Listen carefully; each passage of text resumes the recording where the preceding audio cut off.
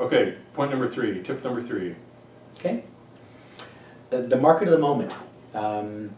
Whatever's going on in my market, I need to be paying attention to.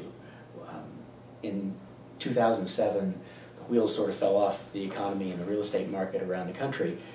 The Boulder area has not been that hard hit. We didn't have a bubble, so it really didn't burst. There has been some reduction in value in some areas, and some areas geographically and some price ranges or types of homes have been harder hit than some other areas. So I paid attention to the areas where there might be good opportunities for investors. I've always included investing and investor buyers in my business.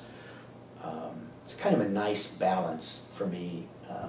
The number crunching kinds of deals versus the emotional kinds of deals for personal residences, whether buying or selling. So I kind of like the balance there. Okay. And with the investors, I didn't put an ad in the paper and say, if you're interested in investing, come see me. I began communicating with all my clients that everybody's telling me it's a buyer's market, and it occurs to me that if it's a buyer's market, the thing to be is a buyer. And so I've managed to come up with a pretty good dozen or so, maybe as many as 2 dozen, depending on the opportunity, in my database who are interested in being investors, whether to fix and flip or buy and hold or whatever. Mm-hmm. And so that's something that I paid attention to in this market. And then the other is if the whole market is down and what you want to do is to sell your current home and buy something else, but you don't think this is a good time, it's really a great time, because even though your house is worth less than it was 5 years ago, so is the one you're buying. And the interest rates are better than they were 5 or 6 years ago.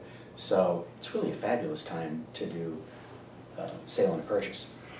That messaging that Gene did is critical. He went where the buyer was, where the market was, rather than where he wished the market was. Yeah. The market is in a particular place, so in every market, folks, there are a series of opportunities, so go where the opportunities are. In every market, there's what in marketing parlance is called an ideal customer. For every market going up, market going down, market stagnant, it doesn't matter. For every one of those different markets, there is an ideal customer. If you identify that ideal customer and you can find them, or they, like I think in Gene's case, they self-selected, they contacted you after you educated them a little bit. That's a beautiful thing. That's a really beautiful thing. So go where the market is. Don't try to make the market something it isn't. Yeah. So that's great.